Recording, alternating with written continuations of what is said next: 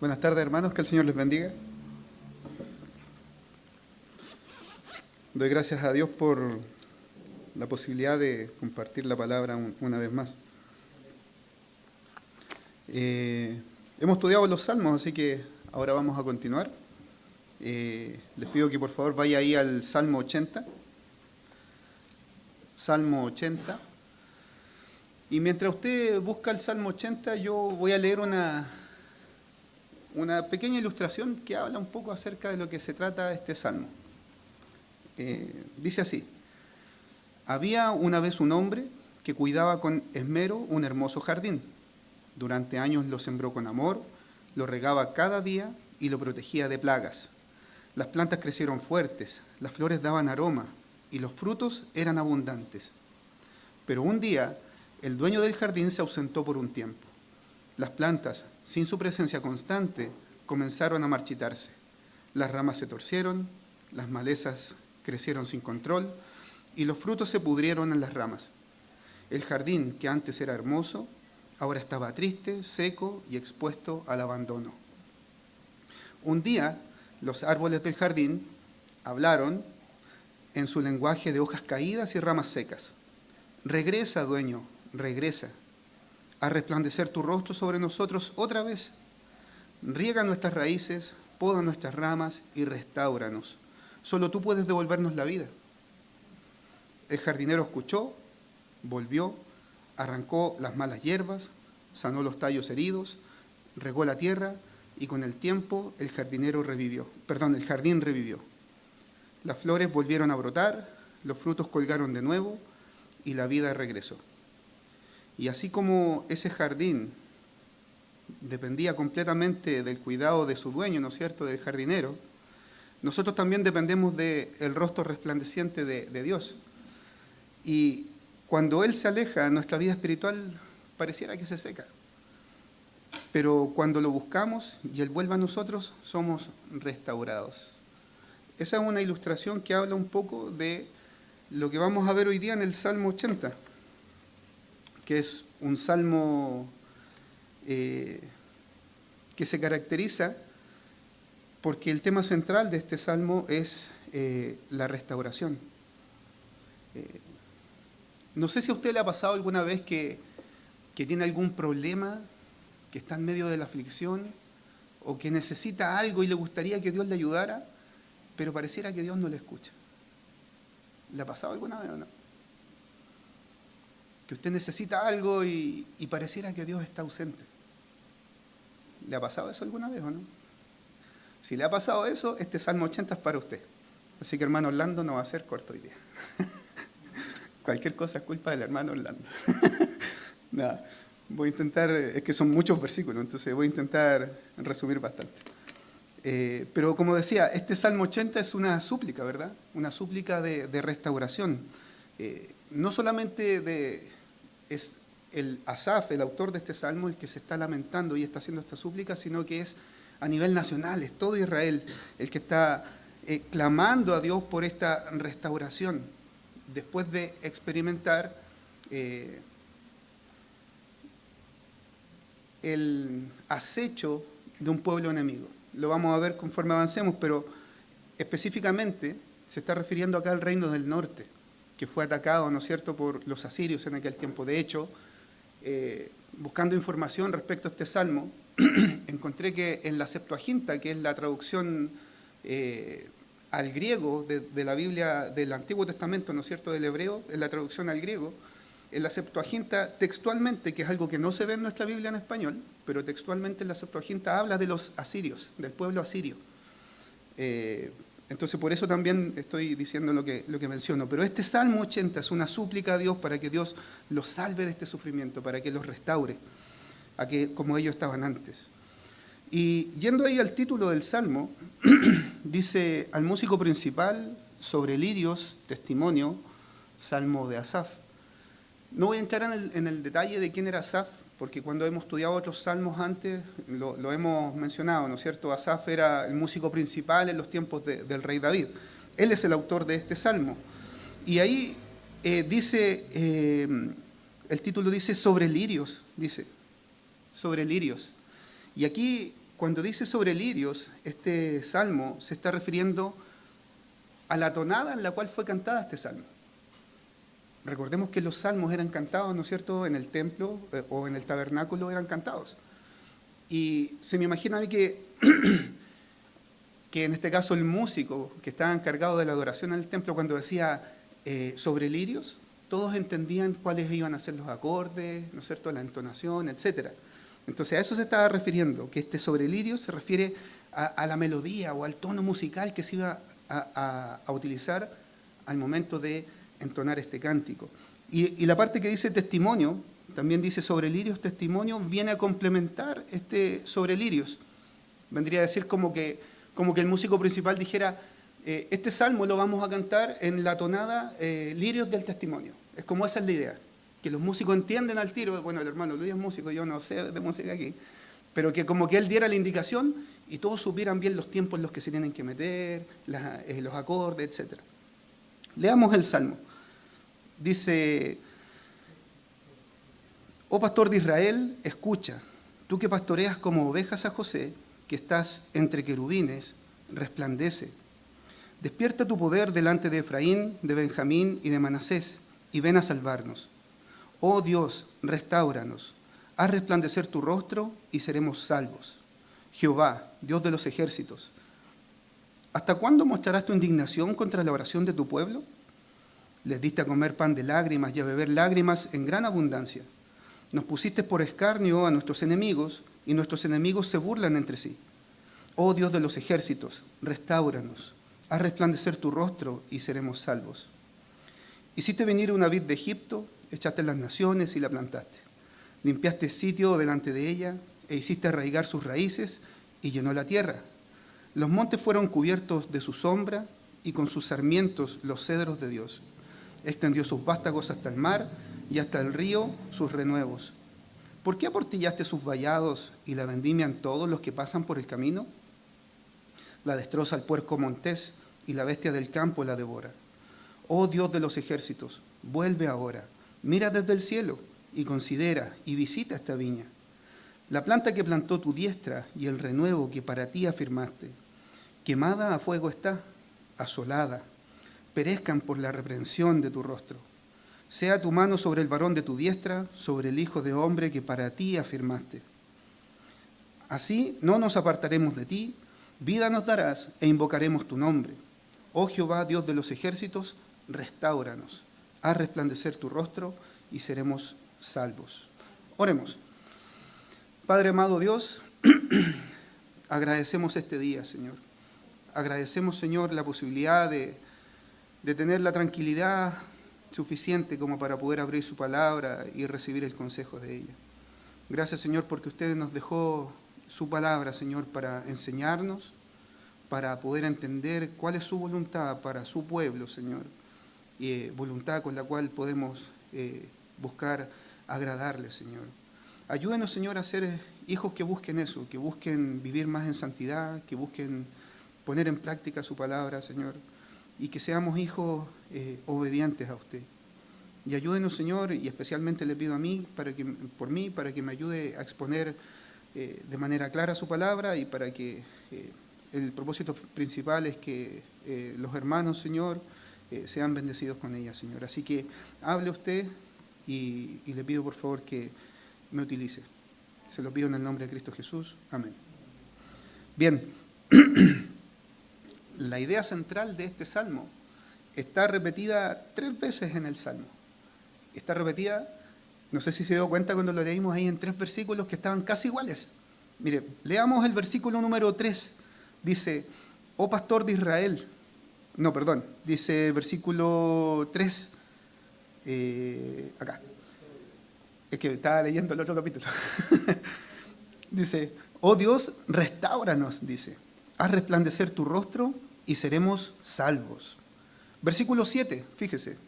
Oh Dios de los ejércitos, restáuranos. Haz resplandecer tu rostro y seremos salvos.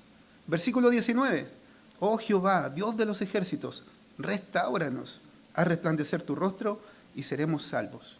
Entonces, esta es la idea central del salmo. La restauración del pueblo de Israel. Y vamos al versículo 1, fíjese que dice, Oh pastor de Israel, escucha, tú que pastoreas como ovejas a José, que estás entre querubines, resplandece. Despierta tu poder delante de Efraín, de Benjamín y de Manasés, y ven a salvarnos. Oh Dios, restáuranos, haz resplandecer tu rostro y seremos salvos. Pregunta, según el Salmo, según el versículo 1 que leímos recién, ¿a quién está dirigido el Salmo? Está en la primera parte del versículo 1. ¿A quién está dirigido el Salmo? Al pastor de Israel, ¿no es cierto? Dice, oh pastor de Israel. Ahora, ¿quién será el pastor de Israel?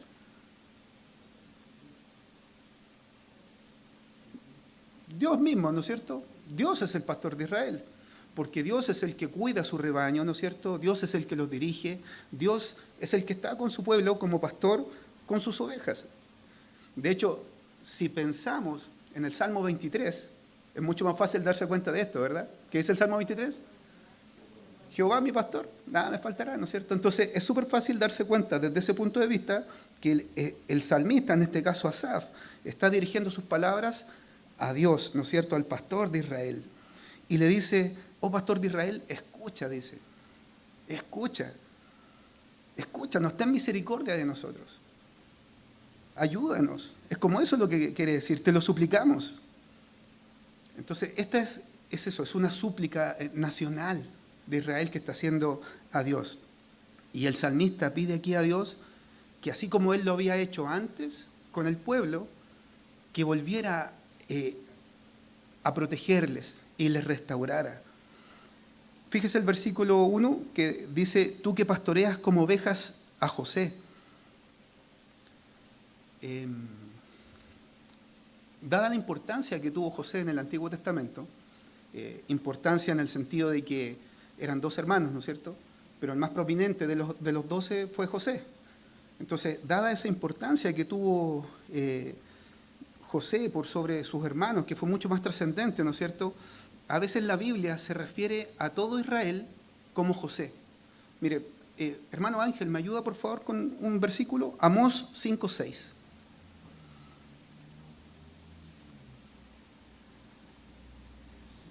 Amós 5:6.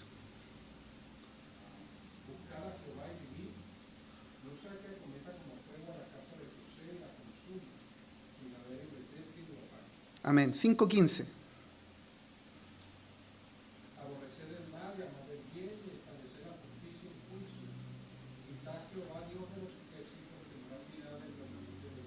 Amén. Y 6:6.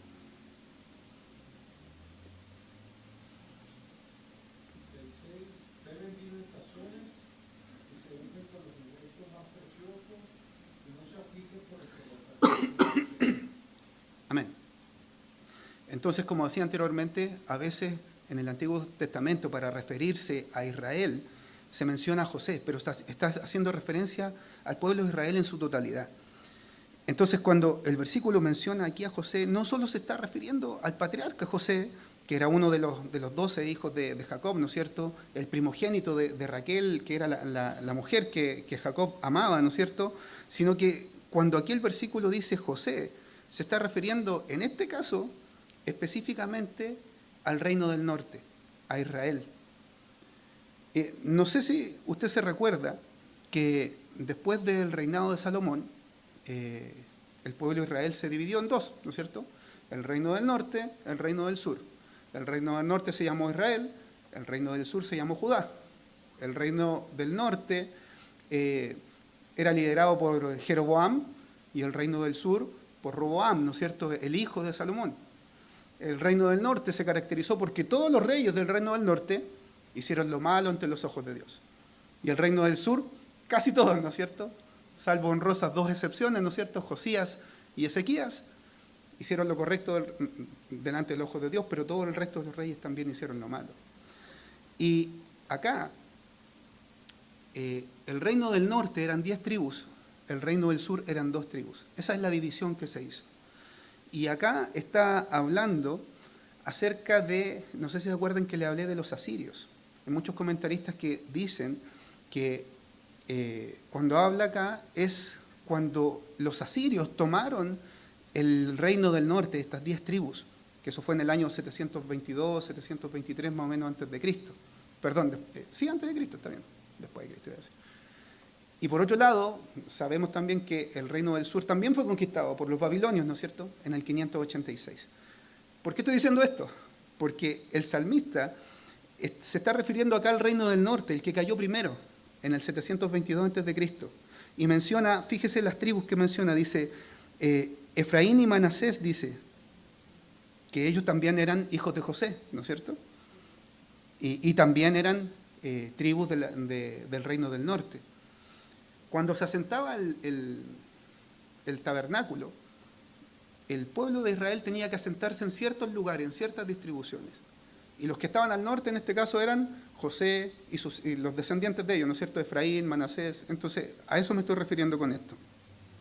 Y dice el versículo 2, despierta tu poder delante de Efraín, de Benjamín y de Manasés, y ven a salvarnos.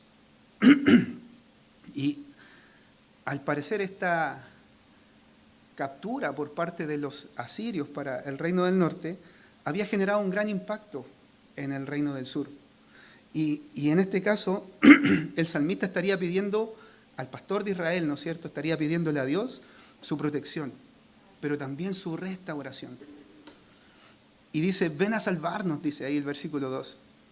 Le pide que los salve. Y fíjese que el salmista con esto, él está mostrando que tiene una completa dependencia de Dios. Y no solamente está demostrando que tiene una dependencia de Dios, sino que está demostrando que él es incapaz. Ellos son incapaces de salvarse a sí mismos. Y está demostrando que tienen fe en el Dios que puede resolver su problema y salvarles. El salmista no está diciendo, danos el poder para derrotar a nuestros enemigos o para salvarnos a nosotros mismos. El salmista está diciendo, Dios, tú sálvanos, tú restáuranos, porque nosotros no podemos. El pastor de Israel que les había dado pan y agua en el desierto, ¿no es cierto? Que este pastor de Israel que los había sacado con mano poderosa de Egipto, ¿no es cierto?, con las 10 plagas, de manera milagrosa, que de manera sobrenatural también les había ayudado a entrar y tomar posesión de la tierra prometida, ¿no es cierto? A este mismo pastor de Israel que había hecho todas estas cosas, le estaban pidiendo ahora que les ayudara una vez más y que les restaurara. El salmista tenía fe en el poder de Dios. Y ahí hay algo que me salté, ahí cortito, en el versículo 1 que decía que estás entre querubines, dice el versículo 1. Y aquí cuando dice que estás entre querubines, está haciendo referencia directa a lo que era el arca del pacto, ¿no es cierto? Que es el lugar donde estaban las tablas con los 10 mandamientos y algunos utensilios sagrados estaban ahí en el arca del pacto, pero el arca del pacto en sí era donde moraba la presencia de Dios ahí en medio del pueblo de Israel. Primero en el tabernáculo, después en el templo, pero ahí estaba la presencia de Dios en medio del pueblo, en el tabernáculo, entre los 2 querubines, pero está haciendo referencia a Dios. Catalina, ¿me ayudas con un versículo? Primera de Crónicas 13, 5 y 6. Hermano Ney, ¿me ayuda con un versículo también? Éxodo 25, 18 al 22. Primera de Crónicas 13, 5 y 6. Y Éxodo 25, 18 al 22.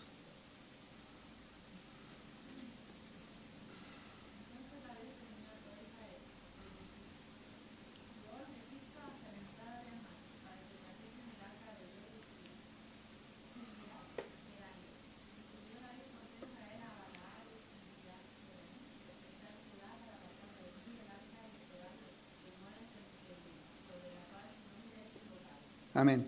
Gracias, Catalina. Para pasar de allí el arca de Jehová que mora entre los querubines, dice. Pero, gracias, Cata, pero me he referido a la otra Cata. Sé que después lee Catita. Hermano Ney, usted.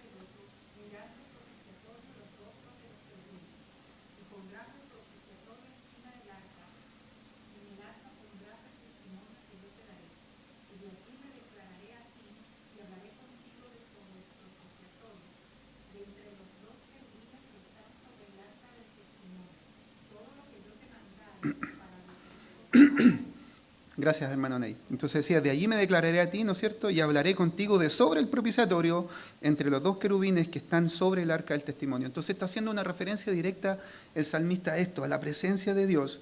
Está pidiéndole a Dios que Dios manifieste su poder en beneficio del pueblo, tal como lo hacía cuando estaba, ¿no es cierto?, en el tabernáculo, ¿no es cierto?, y después en el templo de Salomón.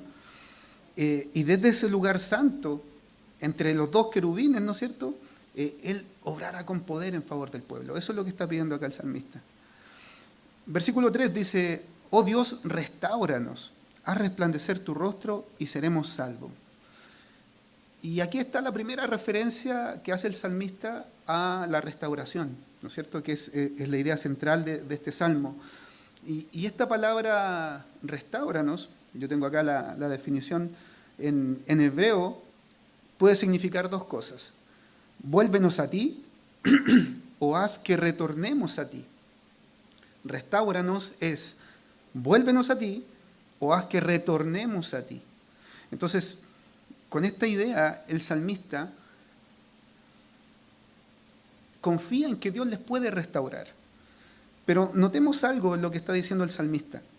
El salmista no está pidiendo, Dios, ataca a nuestros enemigos y destrúyelos. El salmista no está pidiendo, Dios, ayúdanos en medio del problema. El salmista lo que está haciendo acá es que él está haciendo una petición a una restauración. Pero él está diciendo, restáuranos a nosotros. Eso está diciendo el salmista. O sea, podríamos decir que no restáuranos de las situaciones que estamos viviendo, sino restáuranos a nosotros, a tu pueblo, restáuranos a ti.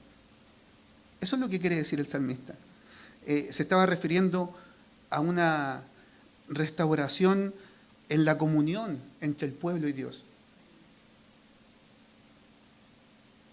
Porque si bien ellos la estaban pasando mal, ¿no es cierto?, como dije anteriormente, presa de los asirios, pero el salmista Asaf sabía que primero hay prioridades. Primero me restauro mi relación con Dios, ¿no es cierto?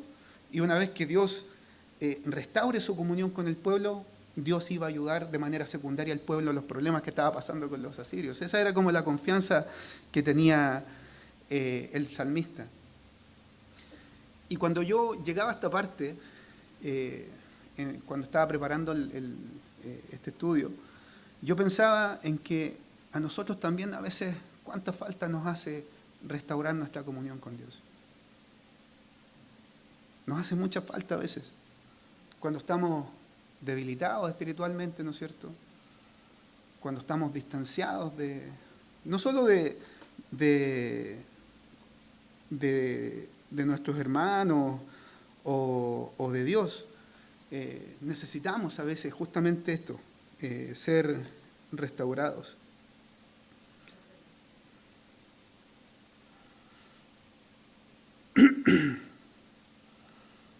Deme un segundito.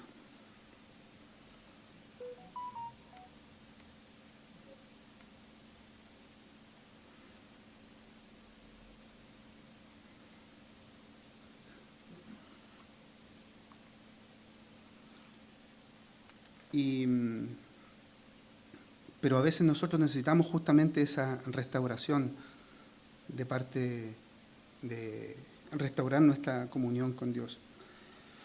Y la restauración, al final del versículo dice, Señor, restáuranos, dice, vuélvenos a ti y seremos salvos. Haz resplandecer tu rostro, dice, y bendícenos.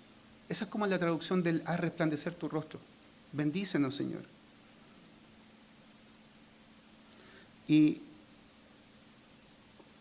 no solamente restaurar nuestra relación con Dios, porque si entramos al detalle, a veces hay problemas familiares, ¿no es cierto?, que necesitan ser restaurados, temas personales a lo mejor, a veces entre hermanos, ¿no es cierto?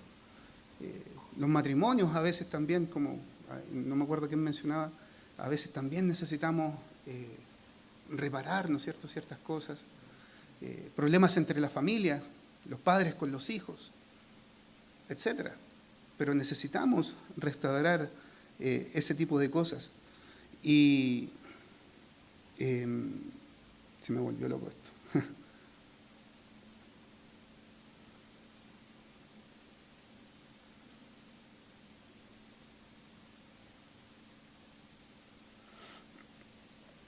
Y el versículo, siga avanzando en el versículo 4, por favor.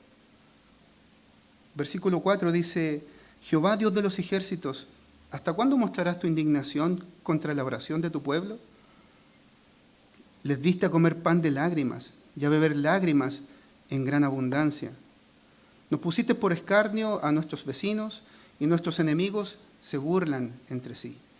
Y acá el salmista con estas palabras que está diciendo está mostrando que Dios está enojado. Dios está indignado, dice el versículo, dice, ¿hasta cuándo mostrarás tu indignación? Dice el versículo 4. Pero note que la indignación, el enojo que tenía Dios no era contra los enemigos del pueblo, sino que estaba enojado, estaba indignado, ¿no es cierto?, con su pueblo. Y el salmista se queja, ¿no es cierto?, por ese sufrimiento, y el salmista le dice ahí, ¿hasta cuándo? ¿Hasta cuándo mostrarás tu indignación contra la oración de tu pueblo? Entonces, producto de las maldades del pueblo, del pecado del pueblo, Dios no estaba escuchando sus oraciones. ¿Hasta cuándo mostrarás tu indignación contra la oración de tu pueblo? Y el versículo 5 dice, le diste a comer pan de lágrimas y a beber lágrimas en gran abundancia. Lágrimas, símbolo del sufrimiento, ¿no es cierto? La estaban pasando mal. Porque el versículo dice ahí, ¿hasta cuándo? Esto era algo que se sostenía en el tiempo, no era algo reciente, era algo que ya estaba prolongado. ¿Hasta cuándo? Dice ahí el salmista. Y notemos otra cosa más, que acá se muestra como que Dios es el que permitía que ellos la estuvieran pasando mal. Dios era, porque dice, nos diste a comer pan de lágrimas, refiriéndose al pastor, ¿no es cierto? Y nos diste a beber lágrimas en gran abundancia. Entonces Dios se está atribuyendo a Dios como que Él es el que había enviado aquel tiempo de dolor al pueblo. Tanto así que el pueblo había llegado a ser la burla de las naciones. Fíjese que dice, nos pusiste por escarnio a nuestros vecinos y nuestros enemigos se burlan entre sí.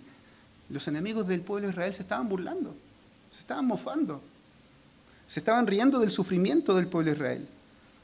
Y ese era un motivo más que suficiente para ir a su Dios, ¿no es cierto?, al pastor de Israel y pedirle, Dios, perdónanos, restáuranos.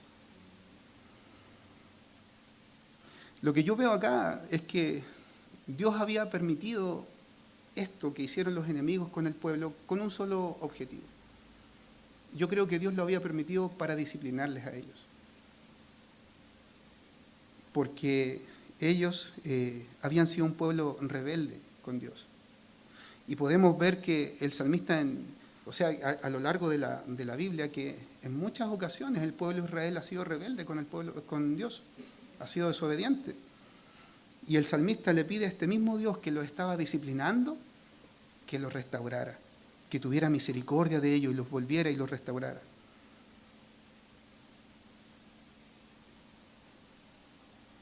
Aquí repito la misma pregunta que hice al inicio. No sé si a usted le ha pasado que de repente, así como dice acá el Salmo, Dios no escucha la oración, no escuchaba la oración del pueblo. Como si Dios tal vez estuviera distante de nosotros. Pero la verdad es que nosotros no conocemos los planes de Dios, pero sí Dios tiene un propósito para cada uno de nosotros. Y tal vez pueda ser que el propósito de Dios, dentro de su soberanía, ¿cierto?, sea que usted y yo la pasemos mal en algún momento. El hermano Alfredo nos contaba recién, ¿no es cierto?, se le reventó una vena. Yo no creo que sea algo grato, ¿no es cierto? Ahora, ¿cuál será el propósito de Dios para eso? No lo sé, pero algún propósito debe tener Dios. Y así también pasa con nosotros en diferentes situaciones. Que puede permitir Dios que a veces seamos quebrantados para cumplir su propósito en nosotros. Para que a lo mejor nos arrepintamos de nuestros pecados, para que nos volvamos a Él, para que nosotros seamos fieles a Dios. O para ser de testimonio a otros. Pero Dios puede permitir el sufrimiento en nuestra vida. Si no, pregúntele a Job. O a José, ¿no es cierto? José, que era odiado por sus hermanos, ¿no es cierto? Lo vendieron como esclavo. Después estuvo preso, estuvo en la cárcel, ¿no es cierto? Por lo menos 13 años estuvo así. Y la pasó súper mal. Pero después cuando José se reúne con los hermanos, ¿no es cierto? Y les dice, lo que ustedes planearon y tramaron para mal, Dios lo cambió bien. Dios tenía un propósito con José. En ese periodo de tiempo donde él la pasó mal, conoció a su esposa, ¿no es cierto? Sus hijos, y pudo ayudar no solamente a Egipto, sino que a su propio pueblo cuando estaban pasando hambre, ¿no es cierto? Al pueblo de su padre. Dios tenía un propósito con él. Pero en el proceso, él estuvo preso. Él fue esclavo, él la pasó mal. Y luego el salmista, fíjese que acá él repite después la súplica de restauración. Versículo 7 de nuevo dice, oh Dios de los ejércitos, restauranos, dice. Haz resplandecer tu rostro y seremos salvos. La única diferencia de este versículo 7 con el versículo 3 es que aquí agrega de los ejércitos. Dios de los ejércitos, dice. Y ahí está enfatizando ahí en el poder de Dios, ¿no es cierto?, del ejército o la autoridad de Dios. Eso está haciendo la única diferencia. Y ahora vamos a pasar a una metáfora que va a ser el salmista, o una especie de parábola, si lo quiere ver usted así. Fíjese el versículo 8. Aquí en el versículo 8 el salmista va a comparar al pueblo de Israel con una vid. Dice, hiciste venir una vid de Egipto. Israel es la vid, ¿no es cierto?, que Dios sacó de la esclavitud de Egipto. Dice, echaste las naciones y la plantaste, haciendo referencia a cuando echaron, ¿no es cierto?, a la tierra prometida y echaron a las naciones que estaban ahí, se plantó, se estableció el pueblo de Israel ahí. Versículo 9 dice, limpiaste sitio delante de ella e hiciste arraigar sus raíces y llenó la tierra. Israel fue prosperado estando ahí, ¿no es cierto? Israel echó raíces y llenó la tierra. Versículo 10 dice, los montes fueron cubiertos de su sombra y con sus sarmientos los cedros de Dios. Extendió sus vástagos hasta el mar y hasta el río sus renuevos. O sea, Israel se extendió, ¿no es cierto? Israel amplió su dominio territorial. Muy probablemente está haciendo referencia aquí a cuando, bajo el reinado de David o de Salomón, ganaron muchas batallas y ampliaron sus fronteras. A eso se estaría refiriendo ahí con extendió sus vástagos hasta el río sus renuevos, ¿no es cierto? Versículo 12 dice, y aquí vamos a ver un problema, del versículo 12 en adelante, fíjese, dice, ¿por qué aportillaste sus vallados y la vendimian todos los que pasan por el camino? Esta vid, esta viña que simboliza a Israel, ¿no es cierto?, tuvo un problema. ¿Por qué aportillaste sus vallados? Es decir, ¿por qué les quitaste el cercado que la protegía? La cerca que los protegía a Israel. Y el salmista le pregunta a Dios, le dice, ¿por qué la quitaste? Dios fue el que quitó su protección al pueblo de Israel.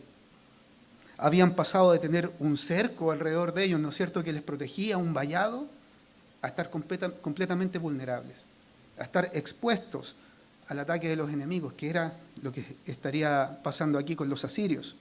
Sin el cercado de la viña, cualquiera podía ir a la viña y robar el fruto y vendimiarla, ¿no es cierto? Yo no sé si usted sabe de viñas, pero yo no soy experto, pero mi familia, tanto paterna como materna, son del sur de Chile, 7ª y 8ª región.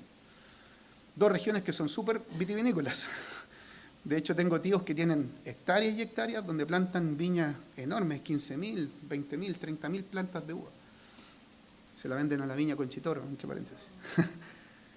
Y dentro de todas esas viñas que tienen ellos, mis tíos las cercan, las viñas, les ponen una estaca, ¿no es cierto?, como de 2, 3 metros cada estaca, y de estaca a estaca ponen alambres de púa. Cada 40 centímetros ponen alambre púa. 40, 80, 120, 1,60 m. Hasta ahí queda todo protegido con alambre púa. Toda la viña protegida. ¿Por qué ponen el alambre púa? O el vallado, o el cercado ese. Porque los chanchos de mi tía se van a ir a meter a las viñas a comerse las plantas si es que no ponen eso, ¿no es cierto? O los caballos, o las vacas se van a ir a meter y se van a ir a comer los renuevos, los brotes que van saliendo, ¿no es cierto? Entonces, eso es lo que hace el alambre púa, el cercado, protege la viña. Ahora, si usted quiere pasar a sacar uva, claro, yo ponía el pie en uno de los alambres y subía al otro y me metía, ¿no es cierto? Y pasaba al otro lado. Pero me arriesgaba, ¿no es cierto?, a ensartarme un alambre púa o a que mi mamá me retara porque rompí la polera con el alambre, ¿no es cierto?, cosa que pasó en más de una oportunidad. Pero esa es la finalidad del alambre, protege a la viña, el cercado, el vallado. Y aquí el salmista está diciendo que Dios lo quitó. Dios a propósito lo había quitado y había expuesto a su viña, a Israel, ante sus enemigos.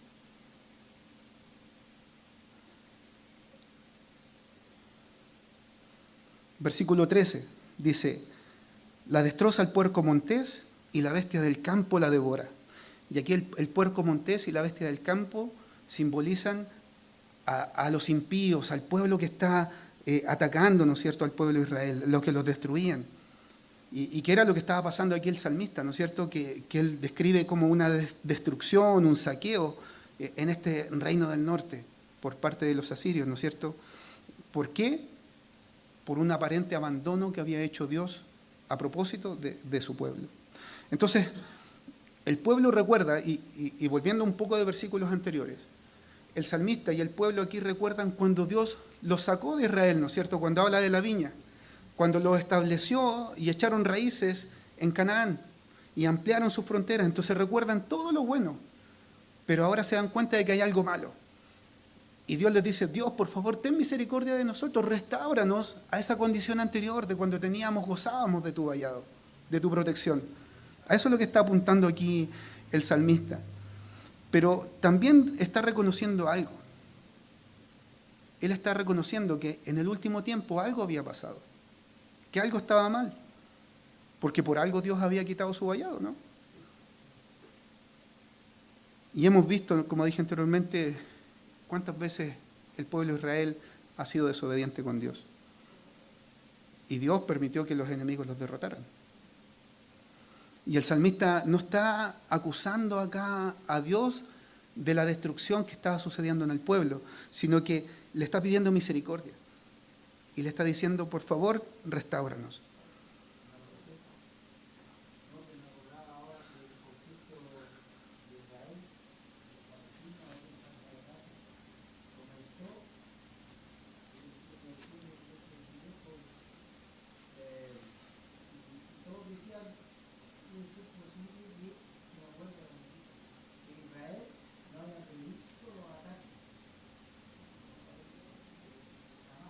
Mm.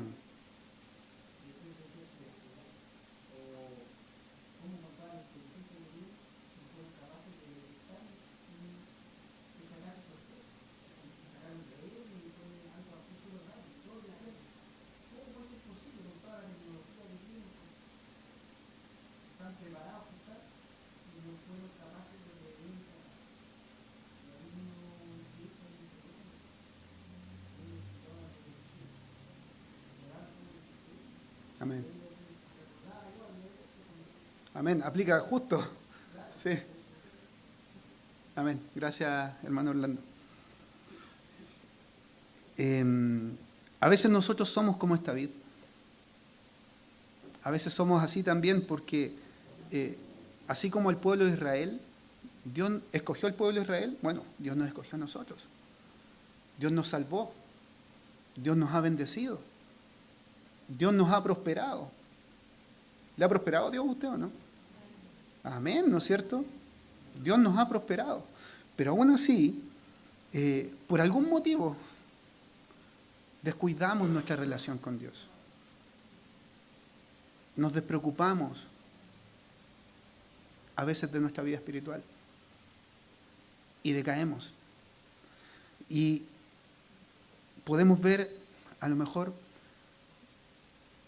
simbólicamente, que Dios permite que sucedan cosas en nuestra vida. Y las cosas andan mal. Y cuando eso pase, cuando nos damos cuenta de que nos hemos alejado de Dios, deberíamos hacer lo que hizo el salmista acá. Señor, ten misericordia de nosotros. Restáurame, Señor, contigo. haz resplandecer tu rostro, ¿no es cierto? Beneficio. Eso quiere decir un beneficio en lo espiritual. Y restaura nuestra comunión contigo. Versículo 14 dice: oh Dios de los ejércitos, vuelve ahora, mira desde el cielo y considera y visita esta viña, la planta que plantó tu diestra y el renuevo que para ti afirmaste. Quemada a fuego está, asolada, perezcan por la reprensión de tu rostro. Y Asaf acá está continuando su súplica, ¿no es cierto?, a Dios. Y le pide por esta viña, por la nación de Israel. Y le pide a Dios que Él vuelva a ellos, dice el versículo 14. Porque claramente Él se había alejado de su pueblo, ¿no es cierto? Había quitado el vallado. Y también pide que desde el cielo Él los mire en la paupérrima condición que estaban. ¿Y cómo estaban, dice ahí el versículo? Quemada a fuego, asolada.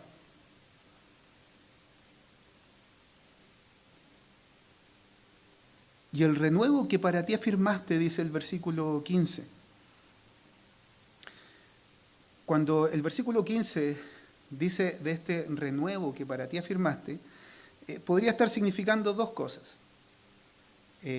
Algunos creen que puede referirse a la descendencia del pueblo de Israel desde que entró a la tierra prometida hasta estos tiempos. Pero hay otros también que creen, y son hartos, que creen que esta parte estaría haciendo referencia, una referencia mesiánica a Jesús, el renuevo que para ti afirmaste. Me voy a saltar esta parte y lo vamos a ver en el versículo 17. Pero vamos al versículo 16. Dice: quemada a fuego está, asolada, ¿no es cierto? Ese era el estado actual de ellos. Estaban quemados, asolados, ¿no es cierto? Estaban destruidos. La ruina era grande ahí. Y el fuego simboliza muchas veces lo que es el juicio de Dios. No sé si usted se recuerda de Sodoma y Gomorra, ¿no es cierto? ¿Cómo fue destruido? Con fuego y azufre, ¿no es cierto? Fue destruido. Entonces muchas veces el fuego simboliza eso, el juicio de Dios. Ahora sí, Catalina, la Catalina adelante, ¿me ayuda con un versículo? Ezequiel 15, 16 al 18. De hecho, la Biblia nos dice, ¿verdad?, que Dios es amor, pero también es fuego consumidor, ¿no es cierto? Ahí en Hebreos nos dice. Ezequiel 15, 6 al 8.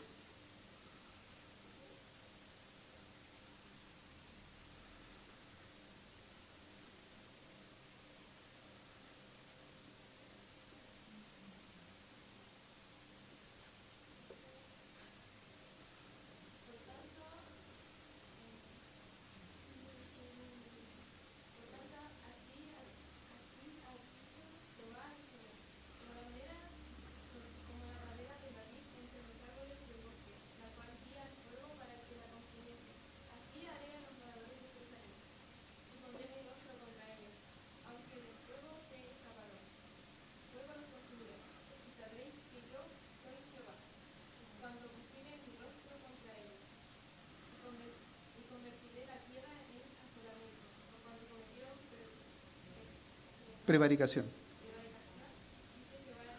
Amén. Gracias, Catalina. Entonces acá podemos ver que la destrucción de Israel, que estaba describiendo aquí el salmista, era parte del juicio de Dios castigando, ¿no es cierto?, al pueblo. Y es por eso que Dios había quitado el cercado o el vallado, ¿no es cierto?, la protección. Porque Dios había quitado esta protección y había permitido que los enemigos los destruyeran. Pero si bien el fuego simboliza el juicio de Dios, muchas veces el fuego también simboliza purificación. Es un símbolo de purificación. Como el orfebre, ¿verdad? Cuando el orfebre, ¿no es cierto?, purifica el oro, la plata o algún otro metal, lo hace por fuego. Y así también las pruebas son vistas muchas veces como un fuego purificador en la vida del creyente. Hermano Ángel, de nuevo usted. Primera de Pedro 1, 6 y 7, por favor.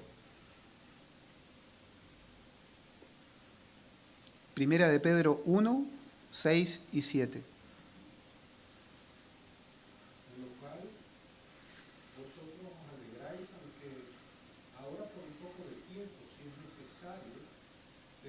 Tengáis que ser afligidos en sometí a prueba vuestra fe, mucho más preciosa que el oro, el cual, aunque perecedero se prueba con fuego, sea hallada en alabanza, gloria y honra, cuando sea manifestado Jesucristo. Amén. Entonces, a lo que quiero llegar con esto es que, según el propósito que le dé Dios, el fuego puede ser juicio para los impíos, o también puede ser purificación para su pueblo, o en este caso, para los creyentes. El fuego puede ser un castigo para los impíos, como también puede ser una disciplina, una restauración para su pueblo o para los creyentes. Yo en este caso me quedo con la parte de que el fuego viene siendo una disciplina, pero viene siendo con la finalidad de lo que está haciendo el salmista, de que está buscando la restauración con Dios. Versículo 16 dice, perezcan por la reprensión de tu rostro. Entonces acá el salmista está acomodando a entender que quiere que derrote a sus enemigos. Y el 17 dice, sea tu mano sobre el varón de tu diestra, sobre el hijo de hombre que para ti afirmaste. Y no sé si se acuerda que le dije que el versículo 15 tenía tintes mesiánicos. Bueno, acá lo confirmamos, ¿no es cierto?, en el versículo 17, porque Asaf pide que la mano de Dios sea sobre este varón de su diestra, ¿verdad? O sea, que Dios le bendiga, que Dios bendijera a este varón de su diestra. Ahora, ¿quién está sentado a la diestra de Dios? Nuestro Señor Jesucristo, ¿no es cierto? Y cuando dice ahí, sobre el Hijo de Hombre que para ti afirmaste, ¿quién decía de sí mismo que era el Hijo del Hombre? Nuestro Señor Jesucristo, ¿no es cierto? Entonces, a eso se refieren con que este salmo también es mesiánico. Porque este varón que está a la diestra de Dios y que es el Hijo del Hombre, representa a alguien especial, alguien diferente. Y nuestro Señor Jesucristo calza con ese perfil, ¿no es cierto? Alguien único que goza del poder de estar a la diestra de Dios. Y que posiblemente sea, y aquí estoy hablando escatológicamente, el que restaure a su pueblo Israel un día. No solo en este tiempo, que era lo que estaba pidiendo Asaf, ¿no es cierto?, una ayuda inmediata contra sus enemigos, sino que de manera futura, con nosotros hoy en día, con la iglesia y con su pueblo Israel.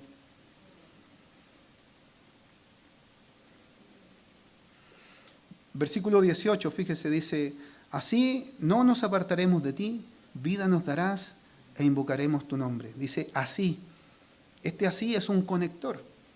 ¿Con qué nos está conectando? Con el versículo 17, ¿no es cierto? Con el varón de tu diestra, ¿no es cierto? ¿Y qué va a pasar? Dice, no nos apartaremos de ti. O sea, este varón, Jesús, ¿no es cierto?, va a restaurar la comunión entre su pueblo y Dios. No nos apartaremos de ti. Nos da la idea de que el pueblo de Israel va a volver a ser fiel a Dios.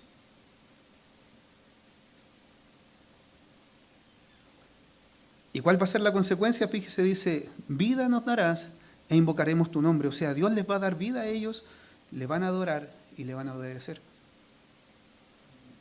Y por último, el versículo 19 dice, oh Jehová, Dios de los ejércitos, restáuranos, haz resplandecer tu rostro y seremos salvos. En estos versículos vemos de nuevo, ¿no es cierto?, la petición que venía haciendo Asaf, la restauración que hace a Dios. Y esta restauración, como dije anteriormente, es el tema central del Salmo. Y este restáuranos es como haznos volver a ti, tráenos de vuelta a ti. Y dice, haz resplandecer tu rostro, o sea, míranos con favor, ayúdanos de nuevo. Y dice, y seremos salvos de nuestros enemigos, ¿no es cierto? Y en el Salmo podemos ver la fe que tenía el salmista en Dios. Pero también podemos ver que el salmista tenía una dependencia total de Dios. Él no podía restaurarse a sí mismo, él no podía salvarse a sí mismo, así que acudía a Dios. Y así también nosotros hoy en día, porque la restauración depende únicamente de Dios. Pero antes de la restauración debe venir el arrepentimiento. Que si confesamos nuestros pecados, Dios es fiel y justo para perdonar nuestros pecados y limpiarnos de toda maldad. ¿Pero cuándo? Cuando confesamos nuestros pecados. Debo arrepentirme delante de Dios. Dios no va a restaurar un corazón que no se ha arrepentido. No va a restaurar a la comunión con Él un corazón que está en pecado. Antes de la restauración tiene que venir el arrepentimiento. O sea, para poder ser restaurados por Dios tiene que haber un cambio de actitud en nosotros respecto a nuestros pecados, respecto a nuestro comportamiento, la manera en que tratamos a otros, la manera en que nos comportamos. Dios no nos va a restaurar a una comunión con Él si permanecemos en pecado. Entonces debemos arrepentirnos de nuestros pecados, humillarnos delante de Dios si corresponde. Y así volvernos a Dios y decir como decía el salmista, Dios, perdóname, Dios, ten misericordia de nosotros, Dios, restáuranos. Por eso es que le decía que si usted a veces sentía que Dios no escuchaba su oración, lo invito a pensar, ¿por qué Dios no estará escuchando mi oración? Restáurame, Dios, a ti primeramente, mi comunión contigo. Entonces vemos que este Salmo 80 es totalmente aplicable a nosotros hoy en día. Este Salmo es totalmente actual para nosotros. Y ya que muchas veces la iglesia necesita también restauración. La iglesia y en lo personal. Porque muchas veces hay creyentes que tienen vidas tibias en lo espiritual. Hay creyentes que se frían en la fe, ¿no es cierto? Ya no oran, ya no leen sus Biblias, ya no vienen a la iglesia, no les interesa para nada servir. ¿Qué necesitamos ahí? Una restauración. Hay personas que derechamente se han apartado de la iglesia. Hay personas que están viviendo en pecado, ¿no es cierto? Que a lo mejor muchas veces vimos al interior de la iglesia y se han apartado. Hay matrimonios que están peleados, que están enojados, que están quebrados, familias que están rotas, relaciones entre padres e hijos que también hay problemas. ¿Y sabe cuál es el mínimo común denominador de todo eso? Pecado. Pecado. Y si usted quiere ser restaurado con Dios, el pecado no juega ahí en esa ecuación, no puede estar. Tengo que confesar mis pecados con Dios y Dios me va a restaurar, pero si me pongo a cuentas con Él. Y así como el pueblo de Israel, Dios puede enviar una disciplina, ¿no es cierto? Dios dentro de su soberanía lo puede hacer. ¿Para qué? Para lograr cumplir un objetivo en usted y en mí. ¿Qué Dios quiere hacer con usted? No tengo idea qué quiere hacer con usted. Dios lo sabe. Pero de que Dios quiere tratar con cada uno de nosotros y que la voluntad de Dios es que estemos con Él en comunión, sí o sí esa es la voluntad de Dios. Y para eso tenemos que estar restaurados. Entonces, concluyendo un poco esto y cerrando ya, hermano, no tenía la culpa. Menos mal que no estás, pastor, para que no me rete. Pero tal vez hoy en día usted se pueda sentir así desprotegido, que Dios ha quitado su vallado alrededor suyo. A lo mejor usted puede ver que está pasando cosas malas, ¿no es cierto? En las peticiones por lo general lo escuchamos. Pero deberíamos ahí pensar que cuando estoy en esa situación ahí, a lo mejor derrotado o alejado de Dios o distanciado, ¿no es cierto?, en lo espiritual, o que estoy en pecado, debilitado en lo espiritual, Dios siempre nos oye. Dios siempre nos escucha. Él es fiel y justo. Y está dispuesto a restaurarnos si hay un cambio genuino en nosotros. Que el Señor les bendiga, hermanos. Oremos. Bendito Dios y Padre amado, le doy gracias una vez más por sus bendiciones, Señor. Le doy las gracias una vez más porque indignamente usted me da el privilegio de poder compartir, Señor, de su palabra. Gracias, Señor, porque usted es bueno, porque tenemos el consejo de su palabra para poder ser mejores, Señor. Y no ser mejores para esta sociedad, sino que queremos ser mejores para usted, Señor. Porque sabemos que esta vida, los años que nos quedan, son pasajeros, Señor, y no suman mucho, sino que las cosas espirituales son las que realmente trascienden y son aquellas que nos llevan a la vida eterna, Señor. Ayúdenos, Señor, a que el tiempo que usted quiera que estemos aquí en la tierra podamos ser hijos que le den honra y gloria a usted. Y que cuando, Padre, dentro de la humanidad que tenemos, Señor, pequemos, Señor, o nos apartemos de usted, o hagamos algo que a usted no le guste, perdónenos, Señor.